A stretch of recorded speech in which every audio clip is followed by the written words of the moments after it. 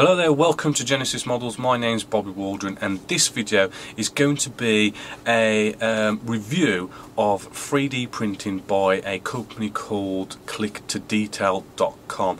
Now the example I've got for this video is a nice 1/72 scale Saab38 or the B3LA, which is an aircraft that basically only got up to a wooden mock-up stage, so you know, it got cancelled. There wasn't any real aircrafts built. What this basically means for the kit is less detail, you know, because it was a wooden mock-up. You know, you haven't got things like recessed panel lines or rivets. It's quite just smooth and less detailed basically. But it's not really the kit I want to kind of talk about here. It's reviewing 3D printing generally and having a look at ClickToDetail.com, that company. So to kind of get you seeing a bit about 3D printing, let's have a look at this little short video about 3D printing.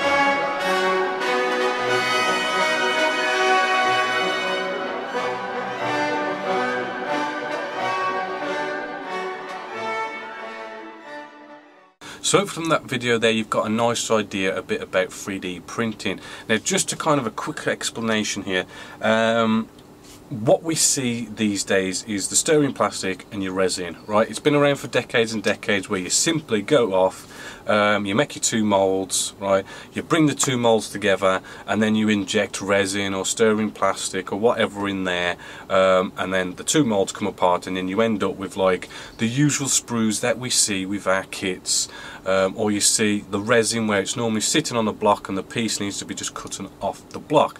That is the traditional way of doing things for the past so many decades, right? Now that can be quite expensive, those molds, right? I mean, once they've made them, they cost tens of thousands of pounds, right?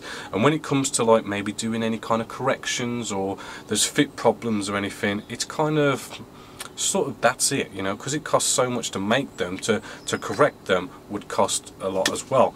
So that's your normal stirring plastic and your resin. Now with 3D printing, the difference is it's made using a program called CAD.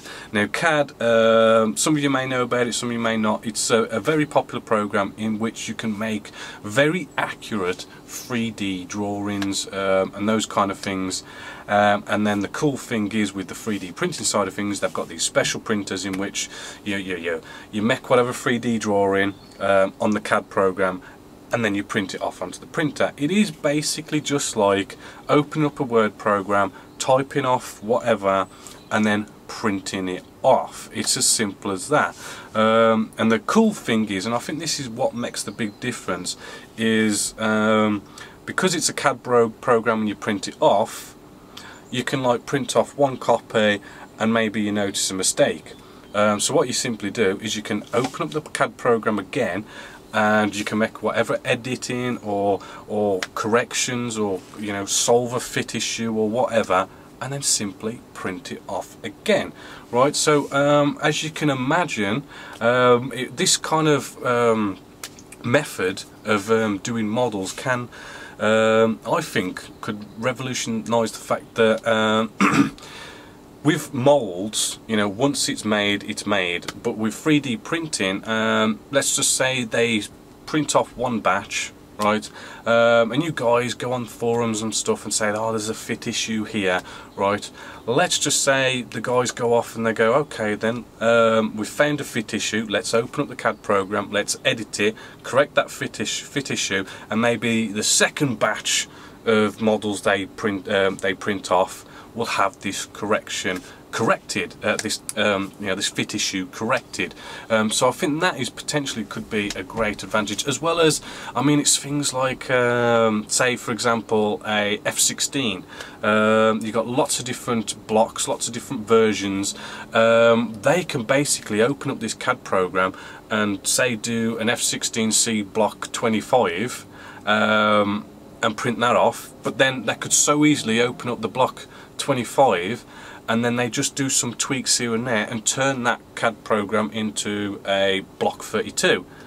You know, and they can do that so much more easier, so we can hopefully see lots of different versions easier, instead of having these kits where just on that Tamiya F-16 and you've got different parts for a block 25 and different parts for a block 32, but with 3D printing it's just you just have all the parts there in place for a block 25. And you can go off and buy another kit that is just purely block 32 and so on with all the different ones. So I think that could be, and to be honest with you, I mean, I'm just guessing here, but you know, you can kind of imagine, because the way they do it, these are some of the advantages we could be looking at here.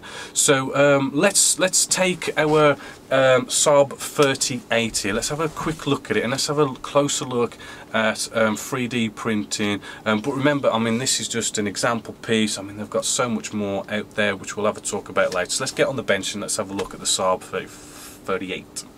So here are the pieces for our Saab38, or the B3LA. Now remember, this aircraft was just a wooden mock-up, so detail was quite low on it, and this kit is representing that as well. Now the first thing you'll notice, sadly, it's a little bit crude in the sense that we don't have any kind of fancy box, we don't have landing gear, we don't have any instructions, and we don't have any decals, which is a bit of a shame considering the cost of it. However, I mean, you can still go off and buy whatever decals you want. They are readily available out there, and there wasn't actually that many markings on this wooden mock-up, to be honest with you, from what pictures I've seen. But let's have a closer look. Now the first thing you'll notice, the first thing I noticed, was our two fuselage parts are in 6 pieces here. What it basically is, and this is the first thing I kind of was like, oh no, really? And that is, if I just get the pieces right, there's these nice little kind of, let's bring you in a bit closer. We've got these nice rectangular holes, and then we got a nice kind of rectangular outy bit, and we just stick it in like so.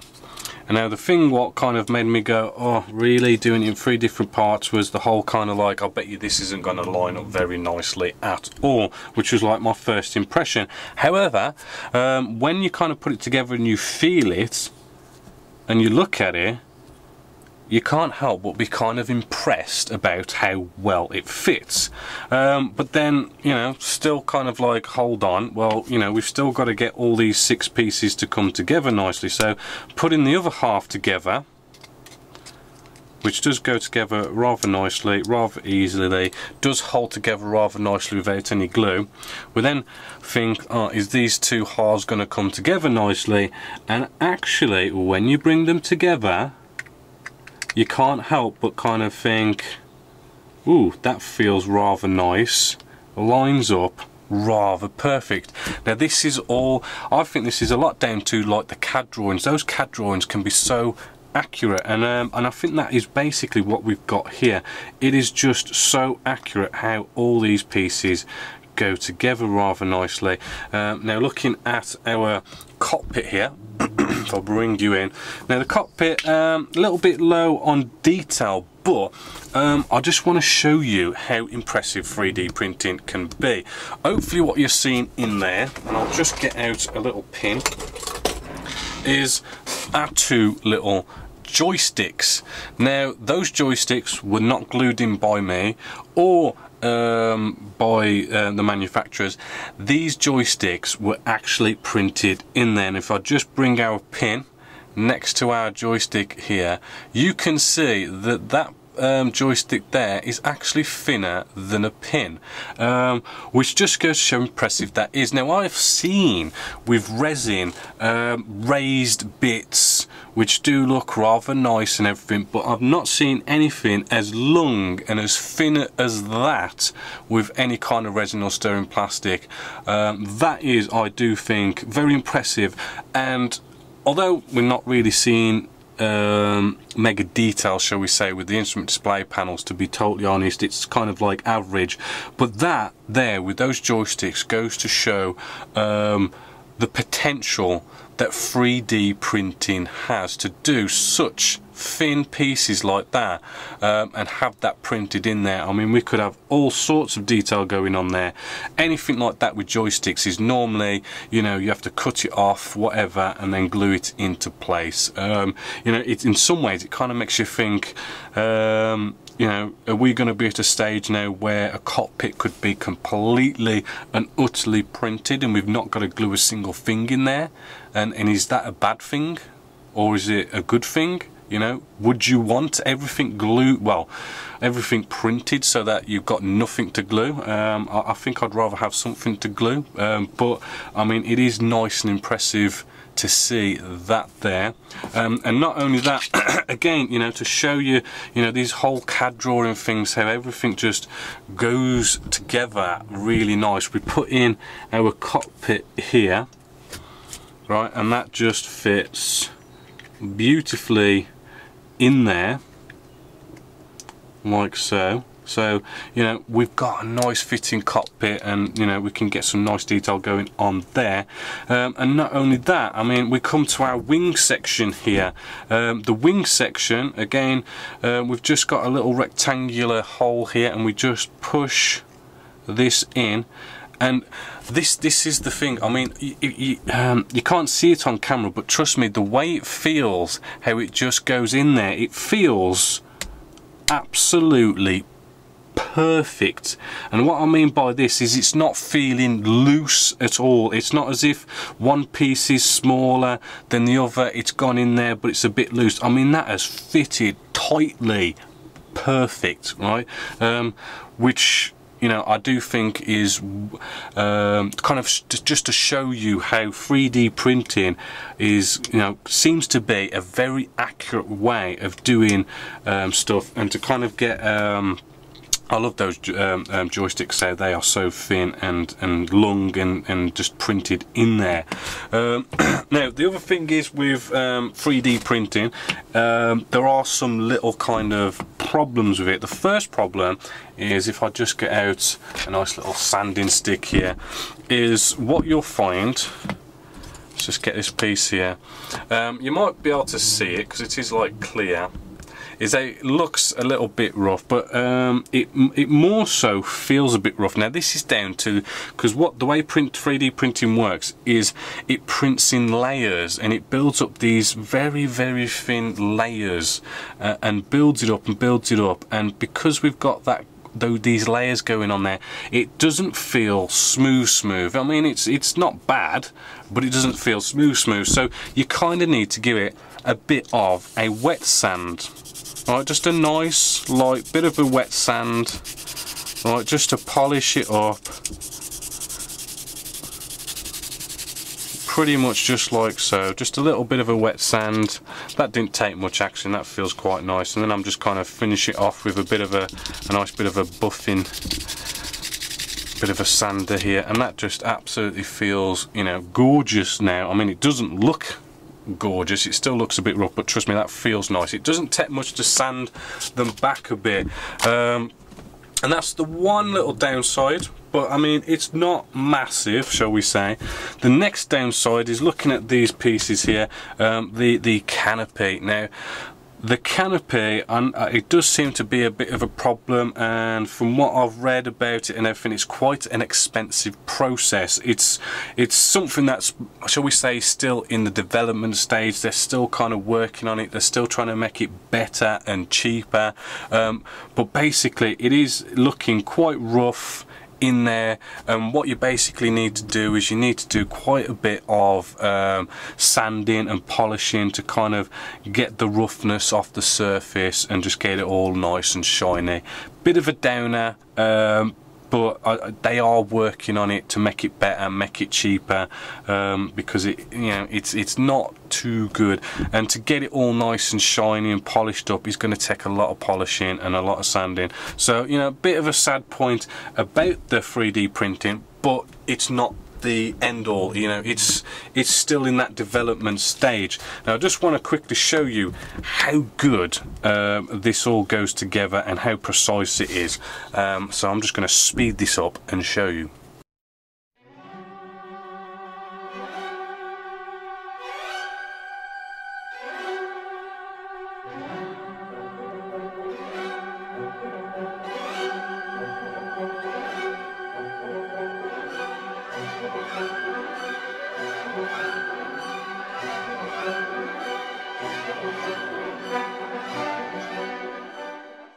There you go. As you could see, that went together rather easily, and it's looking all nice and precise. Not a bit of glue at all going on with that. Just the way things fit together is just so precise, so tight. Not so tight you can't get in, but it just fits nice and snug. So nice and snug that it just holds everything together just so nicely. Hopefully, as you can see there. So that's that. We have got some nice weapons and pylons to go in there. So there's no landing gear particularly with this kit, but here's a picture of some landing gear from some 3D printing, hopefully, as you can see there.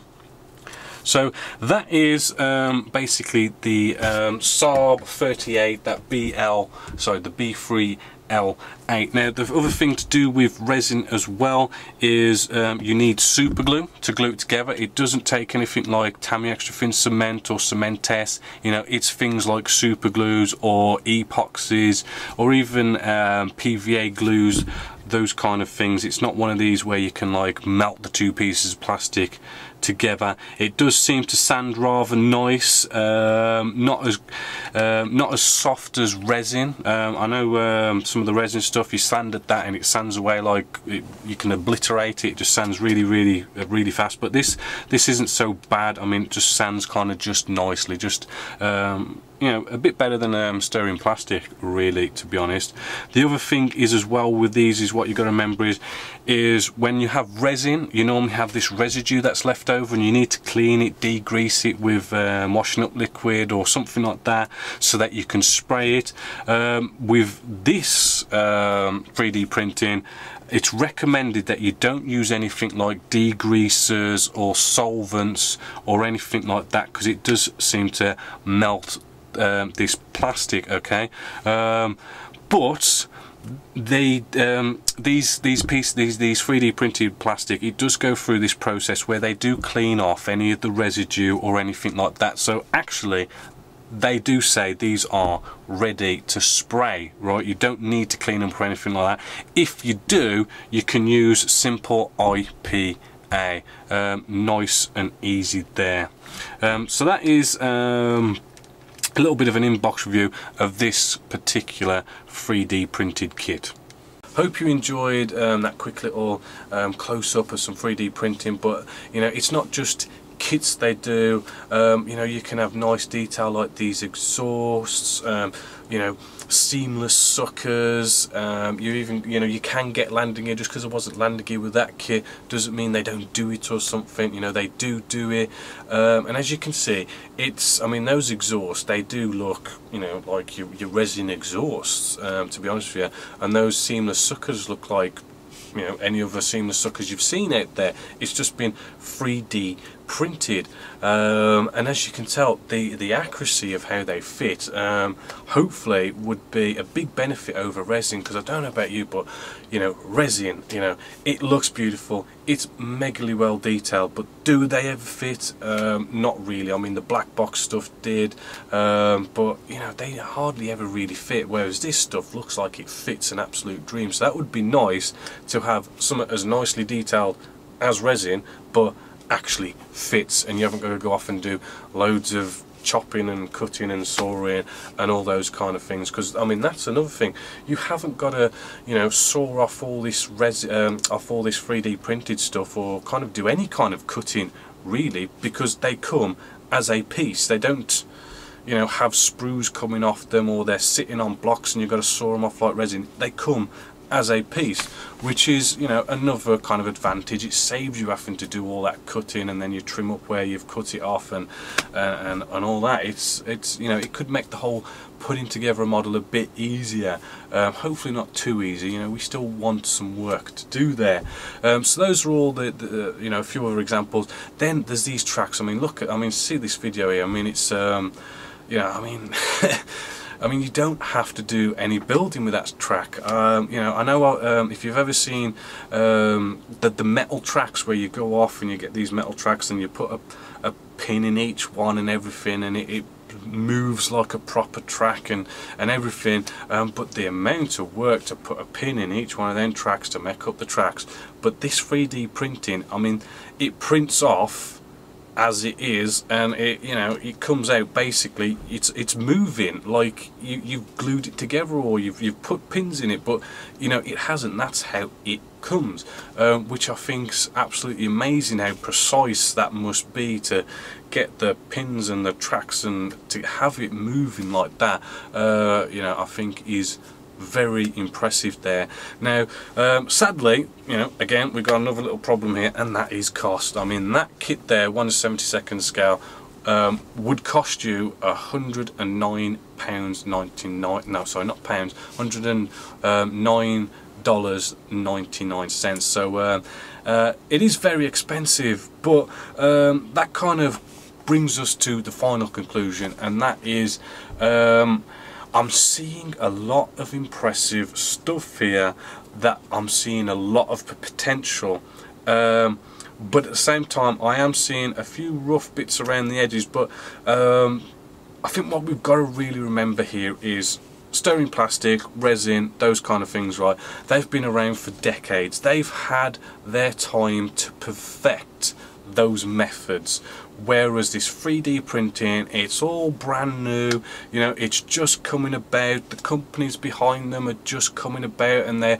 growing and everything. There is so much more potential. There's so much more room to grow. They've still got to perfect the product. I mean, the Canopy, not too happy about the Canopy, but they are trying to perfect it. You know, them using lasers and stuff to smooth it off, and and that's supposed to be very expensive, but they're trying to come up with other methods which you know, costs a lot less, and all these kind of things. They're still perfecting those methods.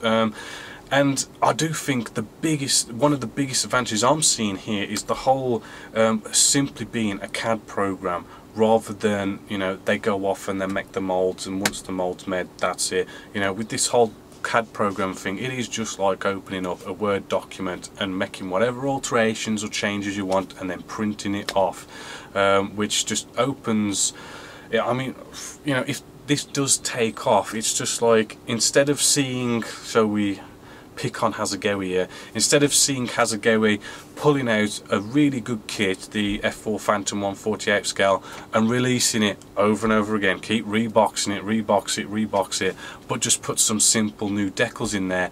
I mean, with 3D printing, we could see fantastic kits, not just kind of let's rebox it and put some decals in there, but let's rebox it, but let's edit it, let's alter it, let's change the versions, let's maybe, I mean, hell, you could kind of like have panels opened up and have all the internal detail being showed off in there as like a different version, or all sorts of things, different conversions. I mean, I think the possibilities of the different versions, because once you've got that first CAD drawing of, say, an F-16 for example, once you've got that first CAD drawing, the main work's been done. To go off and do bits of alterations and different things, and I mean, you could have all sorts of different types of kits with different bits here and there, and you know, I mean, you know, it's just almost endless what they can do, rather than just let's rebox it and just slap some new decals in there, which a lot of manufacturers do time and time again, and they really do try to use up these molds as much as they can. You know, but it'd be nice to see a little bit of an alteration here and there as they grow. You know, because that Hasegawa kit has been, that Hasegawa Phantom 148, it's been around for decades, right? I mean, if you could imagine that was 3D printed, and as the decades have gone on, they kind of altered a bit there, that would be absolute perfect right now. So I think that's one thing to really look out with 3D printing. Now, the other thing is as well, because it's a CAD drawing that they do, pretty much anybody who knows how to use the CAD program could go off to clicktodetail.com and go, here's a CAD drawing of an F-15, print it off for me, how much does that cost? Right? That is another advantage, that, you know, pretty much anyone who just knows how to use that program could go off and do that. They do offer that service. If you don't know how to use CAD, you can go off to clicktodetail.com and ask them to you know, design something that you want, a specific conversion, a specific piece or something like that. If you send them the pictures and the details, they'll go off and they'll design it on CAD and print it off. Now, it's probably going to cost a bit, you know, it's probably going to cost quite a bit, but you don't have that option with Airfix or Revell to go off, can you know, mold this up for me. They can't, because it costs tens of thousands of pounds for them to make those molds.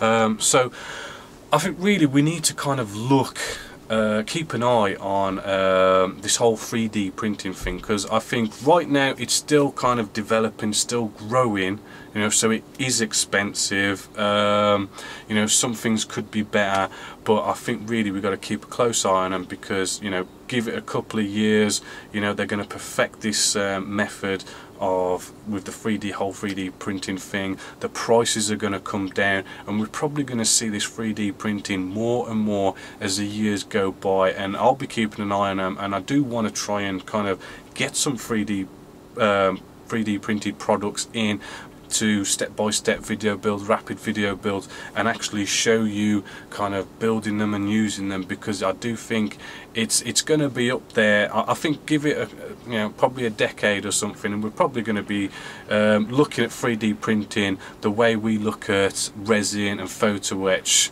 now. So definitely something to look out for. So hopefully you've kind of enjoyed this nice review about 3D printing. Hope you like our Saab38 there, and hopefully you're going to be looking out in the future now for 3D printing. So hope you've enjoyed the show. My name's Bobby Waldron, and this is Genesis Models.